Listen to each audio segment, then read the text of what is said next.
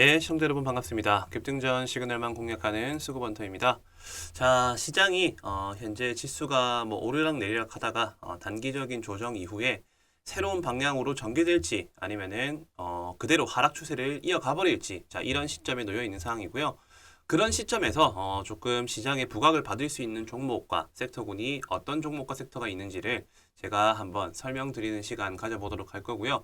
오늘 살펴볼 종목은 한일사료입니다. 한일사료. 자, 한일사료. 제가 왜 오늘 이 종목을 준비를 했고 설명드리려고 하는지 끝까지 시청하시면 분명히 조금 도움이 된다라고 저는 생각을 합니다. 현재 시간은 5월 4일 오전 11시 21분이고요. 자, 오늘은 5월 첫째 주 마지막 거래일을 준비하고 있는 상황입니다. 자, 한일사료 설명드리기에 앞서서 제가 지금 별도로 실시간 소통방을 하나 운영 중에 있어요. 이 실시간 소통방은 단순하게 종목을 주고 이런 방이 아니고요. 현재 내가 보유하고 있는 종목군들이 어떤 섹터에 포함이 되어 있고, 그리고 단기적으로 어디까지 올라갈 수 있고, 어떤 자리에서 매도하는 게 조금 더 효율적인 리스크 관리를 할 수 있는지에 대한 그런 내용들을 조금 중점적으로 설명드리는 소통방이고요. 혼자서 매매 잘하고 계신 분들은 굳이 들어오지 않으셔도 됩니다. 근데 다만 스스로에 대한 기준이 조금 모호하시거나, 그리고 내가 종목을 서칭하는 데 있어가지고 조금 어려움을 겪는 그런 분들을 위한 소통방이니까요. 무료 정보를 한번 받아보고 싶다 하시는 분들만 여기 아래 보이시는 배너 번호로 숫자 2번을 남겨주시면은 제가 조금 적극적으로 도움을 드리도록 하겠습니다. 자, 오늘 제가 한일사료를 말씀드리고자 한 이유는 뭐냐면요. 최근에 지수가 상승을 할 때, 자, 이렇게 지수가 상승을 할 때 올라갈 수 있는 테마, 그리고 내려갔었을 때 올라갈 수 있는 테마. 자, 이렇게 제가 두 가지 방향성을 열어두시라고 분명히 말씀을 드렸어요. 올라갈 때 갈 수 있는 테마는 당연히 지수 연계 테마가 되겠고, 그 지수 연계 테마는 4차 산업 수혜주들이다.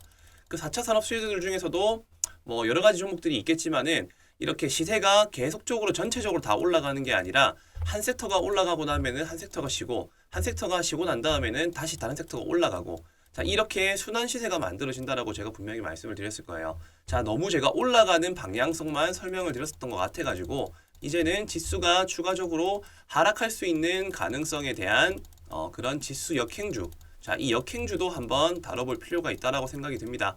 자, 오늘 같은 경우에 제가 품절주하고 금 관련주들이 지수가 한 차례 더 조정이 나온다라거나 불안정한 모습이 나오면 상승이 나온다. 자, 그렇게 제가 말씀을 드렸을 거예요. 아니나 다를까 지금 현재 오늘 엘컴텍, 자, 안전자산 관련주죠. 오늘 10% 이상, 거의 20% 가까이 상승이 나왔고요. 그리고 추가적으로 퍼스텍, 자, 이 종목도 방산주입니다. 방산주. 바로 전고점을 뚫어버리면서 당일날 지금 제가 봤었을 때는 여기도 마찬가지로 한 15% 가량 상승이 나왔습니다. 자, 이처럼 지수가 조금 불안정한 그런 흐름이 나왔을 때 지수 역행 테마로 이렇게 수급이 급하게 몰린다라는 특징이 있다는 거예요. 자, 이러한 원리들을 일단 이해를 하셨다라고 하면은 지금부터는 그러면은 또 다른 지수 역행주들, 만약에 지수가 한 차례 더 조정이 나온다라고 했었을 때 그 한 차례 더 조정이 나오는 시점에 맞춰가지고 내가 조금 준비해 볼 수 있는 종목은 어떤 종목이 있을까? 자, 이런 부분들에 관심을 가지셔야 된다는 겁니다. 자, 한일사료. 자, 이 종목은요, 대부분 다들 알고 계실 거예요. 사료, 말 그대로 사료, 그리고 식량 관련주라고 보시면 됩니다. 아니, 지금 시기에 갑자기 왜 뜬금없이 사료주야, 식량 관련주야, 이렇게 말씀하시는 분들 계실 거예요. 근데 시장의 특징과 흐름이 지수가 하락을 했었을 때 식품, 자, 사료주들이 올라갔었다라는 말입니다. 자, 지금 이 차트를 한번 살펴보도록 할게요. 한일사료가 지금 차트상으로 봤었을 때 중간중간에 이렇게 매집봉을 계속 만들다가 한 차례 급하게 빼고 저점을 찍고 난 다음에 급등이 나온 시점이 언제냐? 자, 바로 4월 18일, 맞나요? 4월 19일부터 최고점을 찍었을 때가 26일까지입니다.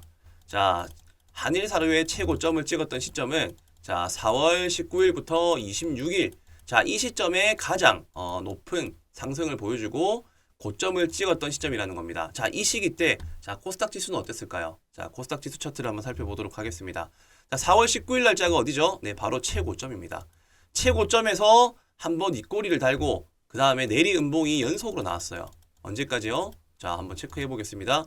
이 날이 바로 26일까지예요. 자, 어떻게 됐냐면, 한일사료가 최고점을 찍었을 때, 저점을 형성하고 계속 상승이 나왔을 때의 기점이 4월 19일에서 26일이라고 말씀드렸었고, 코스닥 지수 같은 경우도 최고점을 찍은 시점부터 쭉 내려서 낙폭 과대 구간, 제일 저점을 찍었을 때가 여기가 바로 26일이라는 겁니다.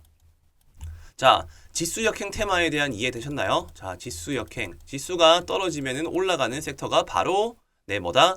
지수 역행주고 식품주다. 식량주. 자, 그렇기 때문에 한일사료를 지금은 코스닥 지수가 현재 832포인트를 지지해주는 모습이 나온다라고 하면은 여기서 한번 저항을 받고 지지를 받고 다시금 860포인트를 도달을 해가지고 이 박스권을 뚫어주는 시그널이 한번 나와주는 그런 포인트가 저는 그려질 거라고 생각이 들고요.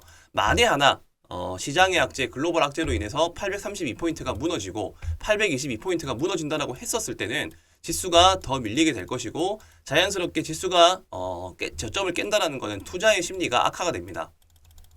투자 심리가 악화가 된다라고 했었을 때는 마찬가지로 지수 역행 테마로 올라갈 수 있는 지수 역행 테마주로 수급이 몰릴 수 있는 그런 시장의 분위기가 조성이 될 수 있다라는 거죠.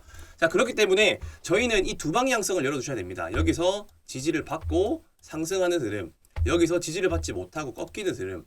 자, 이 기준선을 놔두고요. 이 떨어졌었을 때 올라갈 수 있는 종목이 뭐 한일사료라 보시면 되고, 그리고 올라갔었을 때 종목이 미래차 섹터라고 보시면 되겠습니다.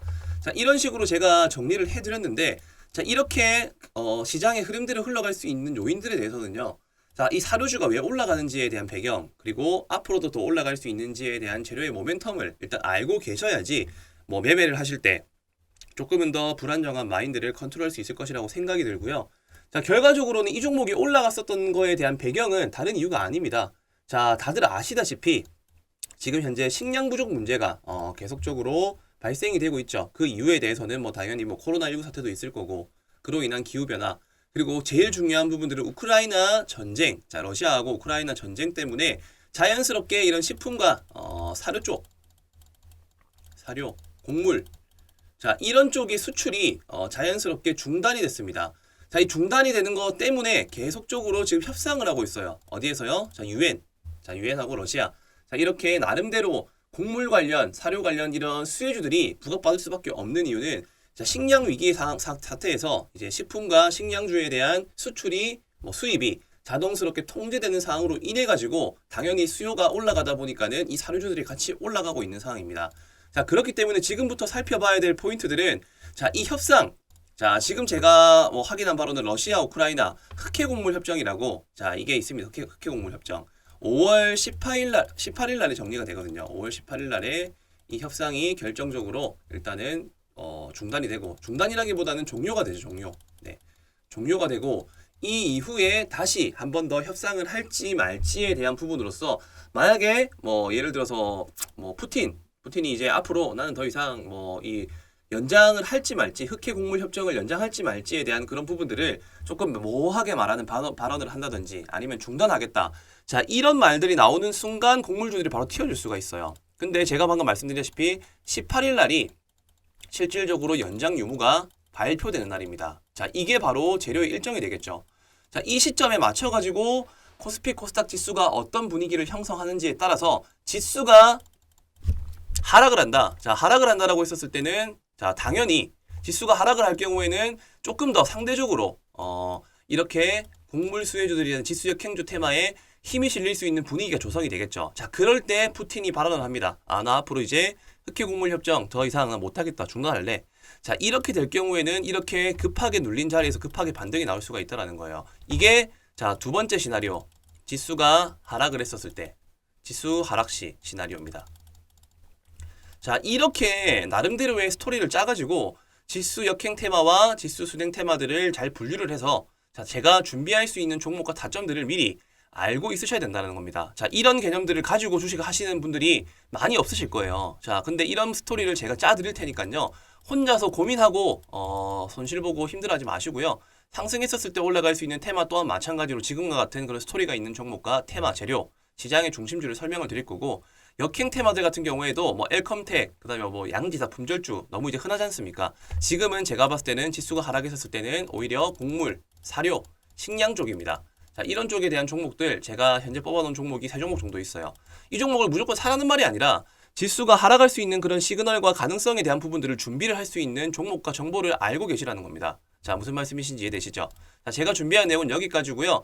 조금 뭐 가격 전략 위주가 크게 의미가 없는 게 지금 시점에서는 거래 없이 급하게 빠지는 시점이라서 물량을 손절하시기보다는 18일 날이라든지 18일 날이라든지 아니면 그 전에 지수가 추가적인 조정이 나올 상황을 대비해가지고 지금은 조금 관망 추세를 유지하는 게 맞다. 그리고 추가 매수 포인트라든지 아니면은 뭐 손절 포인트.